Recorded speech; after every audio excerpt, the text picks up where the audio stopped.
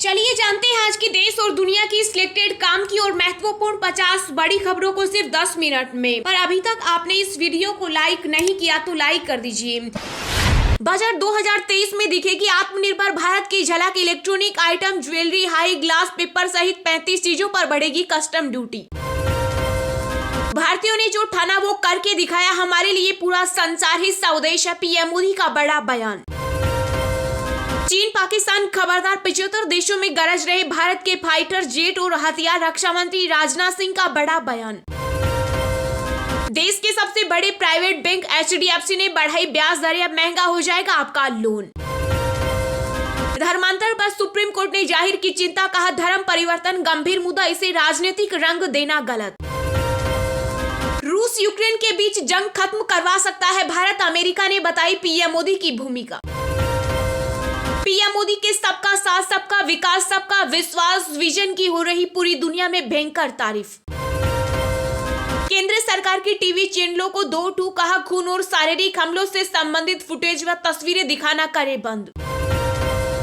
फौज की कई सेवाएं आउटसोर्स करने पर विचार कर रही सरकार, कॉन्ट्रैक्ट पर हायर किए जाएंगे दिग्गज। सेना में मेन पावर ऑप्टिमाइजेशन की सरकार की योजना। दिल्ली मेयर चुनाव पर मचा घमासान, आम आदमी पार्टी और बीजेपी हुई आमने सामने, सड़कों पर किया विरोध प्रदर्शन। सोना ऑल टाइम हाई लेवल पर पहुंचा, 10 ग्राम सोने का दाम 56,336 रुपए, इस साल 64,000 तक जा सकती है कीमत। समान नागरिक संहिता लागू करने के लिए बने सरकारी पैनल को सुप्रीम कोर्ट ने दी हरी झंडी, चुनौती देने वाली याचिका की खारिज। पंजाब और जम्मू कश्मीर में राहुल गांधी की सुरक्षा के होंगे अवैध इंतजाम, एजेंसी अलर्ट। सर्दियों में रात में अगर स्वेटर पहनकर सो जाते हैं तो हो जाए सावधान, सेहत पर पड़ सकता है बुरा असर। सशस्त्र बल के पात्र पेंशनरों को 15 मार्च तक हो एरियर का भुगतान, सुप्रीम कोर्ट ने केंद्र सरकार को दिए निर्देश। कोरोना ने ड्रैगन को किया बेदम, चीन में बढ़ते कोविड केसों के बीच भारतीय जेनेरिक दवाओं की बढ़ी मांग। राम मंदिर को लेकर अमित शाह के दिए बयान पर शरद पवार ने केंद्र को घेरा, कहा वास्तविक मुद्दों से भटका रही सरकार। देश में घने कोहरे और धुंध के चलते भारतीय रेलवे ने कैंसिल की 276 ट्रेनें, यात्रियों का किराया होगा वापस। जोशीमठ भू दसाव को राष्ट्रीय आपदा घोषित करने की मांग, सुप्रीम कोर्ट में आज सूचीबद्ध होगा मामला। प्रवासी भारतीय सम्मेलन में मध्य प्रदेश के सीएम शिवराज सिंह चौहान बोले, पीएम मोदी के नेतृत्व में हो रहा एक नए भारत का उदय। वकीलों की नौकरी पर बढ़ा खतरा, अगले महीने पहली बार अमेरिका की एक अदालत में केस लड़ेगा पहला रोबोट वकील। भारत में कोरोना की स्थिति दुनिया में सबसे बेहतर, आज संपूर्ण विश्व हमारी ओर देख रहा है, सीरम इंस्टीट्यूट के सीईओ आधार पूनावाला का बड़ा बयान। सामान बेचने में बच्चे द्वारा माता पिता की मदद करना बाल श्रम नहीं, केरल हाईकोर्ट ने बाल श्रम को लेकर सुनाया बड़ा फैसला। प्रवासी भारतीय दिवस सम्मेलन 2023, मुख्य अतिथियों के बीच पीएम मोदी ने सम्मेलन का किया उद्घाटन, कहा विदेश में जब भारतीय मिलते हैं तो होता है श्रेष्ठ भारत का सुखद एहसास। भारत जोड़ो यात्रा, राकेश टिकैत सहित कई किसान नेताओं ने राहुल गांधी से की मुलाकात। देश दुनिया में बढ़ा कोरोना का खतरा, जापान में संक्रमण को लेकर वार्निंग जारी, एक्सपर्ट बोले 15 जनवरी के बाद मामलों में आएगा भारी उछाल। पूर्व सेना प्रमुख जनरल दीपक कुमार भारत जोड़ो यात्रा में हुए शामिल, तो बीजेपी ने उठाए सवाल, कांग्रेस बोली बहादुर जवानों को कर रहे हैं बदनाम। रिलायंस जियो और एयरटेल करेगी बड़ा धमाका, पहले राउंड में ही 15 करोड़ लोगों तक पहुंचेगी 5G सर्विस।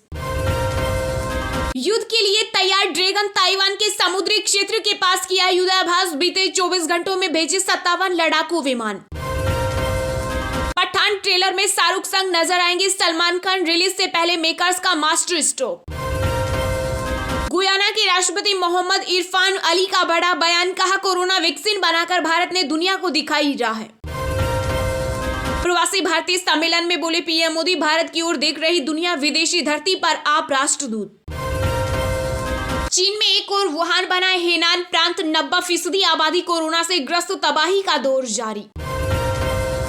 बंगाल उत्तर पूर्वी देशों का गेटवे कोलकाता, सांस्कृतिक राजधानी, G20 की बैठक में बोली सीएम ममता बनर्जी। प्रधानमंत्री नरेंद्र मोदी 19 जनवरी को जाएंगे हैदराबाद, वंदे भारत ट्रेन को दिखाएंगे हरी झंडी। जोशीमठ में खतरे का अलार्म, प्रशासन ने घोषित किया आपदा संभावित क्षेत्र, आसपास के इलाकों में भी निर्माण कार्य पर लगाया बैन। बीजेपी सांसद वरुण गांधी ने चीनी मिलों को दिया अल्टीमेटम, कहा गन्ने का भुगतान नहीं हुआ तो मिलों के गेट पर होगी सभा। नए साल में शेयर बाजार को लगा बड़ा झटका, विदेशी निवेशकों ने निकाले 5,900 करोड़, चीन यूरोप में कर रहे निवेश। आम आदमी पार्टी ने एमसीडी मेयर और स्थायी समितियों के चुनाव के लिए कांग्रेस से मांगा समर्थन।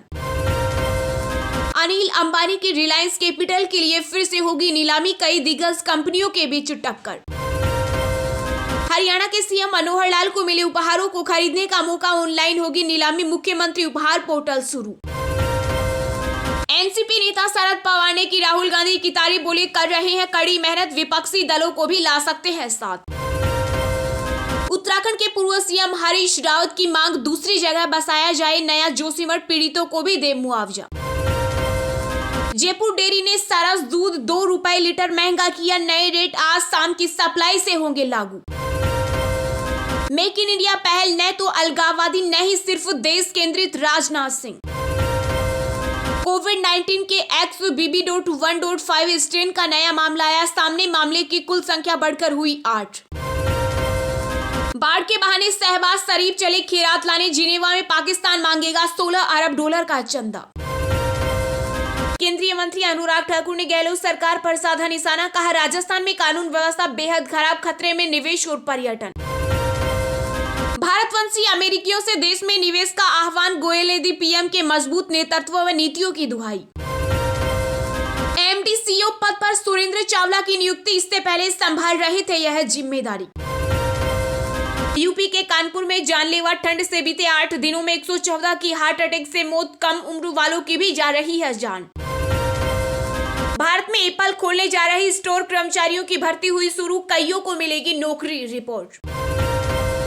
करणी सेना ने भोपाल में किया शक्ति प्रदर्शन, कहा सरकार ने नहीं मानी बात तो सभी सीटों पर लड़ेंगे चुनाव। आर्म्स एक्ट से संबंधित मामले में मुख्तार अंसारी के विधायक बेटे अब्बास अंसारी को सुप्रीम कोर्ट से लगा बड़ा झटका, अंतरिम जमानत याचिका की खारिज। कंझावला केस में पीड़िता अंजलि के घर में चोरी, ताला तोड़ सामान उठा ले गए चोर, परिजनों ने दोस्त निधि और पुलिस पर लगाया आरोप। सुप्रीम कोर्ट ने बिहार जहरीली शराब त्रासदी के लिए एसआईटी की मांग वाली याचिका पर सुनवाई से किया इनकार। जसप्रीत बुमराह फिटनेस से जुड़ी परेशानी के चलते श्रीलंका के खिलाफ वनडे सीरीज से हुए बाहर, 5 महीने बाद हुई थी वापसी। दिल्ली से पटना आ रहे विमान में नशेड़ी युवकों का हंगामा, एयर होस्टल और क्रू मेंबर से की बदसलूकी, पुलिस ने किया गिरफ्तार। दुनिया भर में कोरोना के कहर के बीच देश में 170 नए मामले आए सामने, बीते 24 घंटों में दी गई 10,000 से ज्यादा कोरोना डोज। आईसीआईसीआई बैंक की पूर्व सीईओ चंदा कोचर और उनके पति दीपक को मिली जमानत, बॉम्बे हाईकोर्ट ने कहा कानून के मुताबिक गिरफ्तारी नहीं।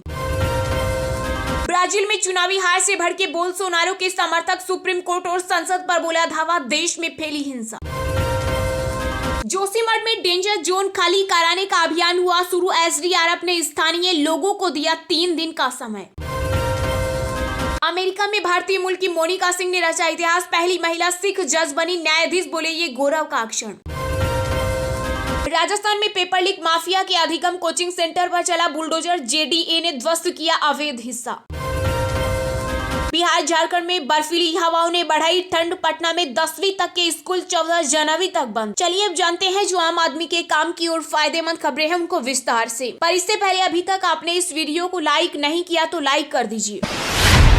आगामी बजट 2023 में दिखेगी आत्मनिर्भर भारत की झलक, electronic item, jewellery, high glass paper सहित 35 चीजों पर बढ़ेगी कस्टम ड्यूटी। जी हां, केंद्रीय वित्त मंत्री निर्मला सीतारमण 1 फरवरी 2023 को अपना अंतिम पूर्ण बजट पेश करेंगी, जिसमें कई बदलाव देखने को मिल सकते हैं। इसके साथ इस बार के बजट में लोगों को आत्मनिर्भर भारत की झलक देखने को मिल सकती है, क्योंकि सरकार आत्मनिर्भर भारत की मुहिम को आगे बढ़ाने के लिए आयात पर अंकुश और निर्यात को बढ़ावा देने की कई घोषणाएं कर सकती है। मेड इन इंडिया को बढ़ावा देने के लिए आयात होने वाली वस्तुओं पर कस्टम ड्यूटी बढ़ाने का ऐलान हो सकता है। साथ ही घरेलू मैन्युफैक्चरिंग को बढ़ावा देने के लिए छूट भी दी जा सकती है। एक रिपोर्ट के मुताबिक आयात को कम करने और घरेलू विनिर्माण को बढ़ावा देने के लिए केंद्र सरकार ने 35 वस्तुओं की एक सूची बनाई है, जिन पर आगामी बजट में सीमा शुल्क बढ़ने की संभावना है। इसमें private jet, helicopter, high and electronic item, plastic के सामान, ज्वेलरी, हाई ग्लास पेपर और विटामिन जैसे आइटम शामिल हैं। एक अधिकारी ने बताया कि विभिन्न मंत्रालयों से मिली जानकारी के आधार पर एक सूची तैयार की गई है, जिसकी अभी जांच की जा रही है। सरकार ने कथित तौर पर इन गैर आवश्यक वस्तुओं के आयात पर अंकुश लगाने के लिए गुणवत्ता नियंत्रण आदेश भी जारी किए हैं।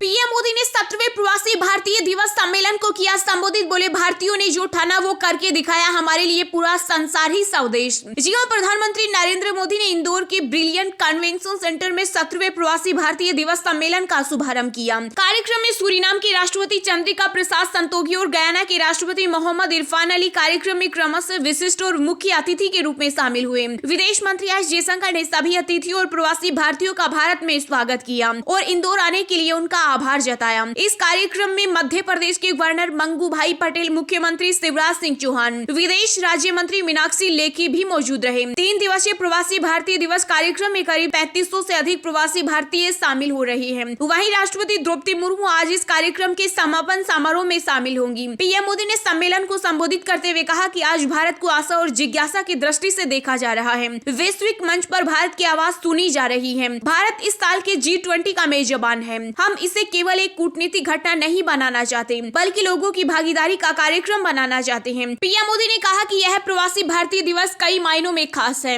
अभी कुछ महीने पहले ही हमने भारत की आजादी के 75 साल पूरे किए। यहाँ स्वतंत्रता संग्राम की प्रदर्शनी लगाई गई है। देश अमृत काल में प्रवेश कर चुका है। हम भारत की ग्लोबल विजन को और मजबूत करेंगे।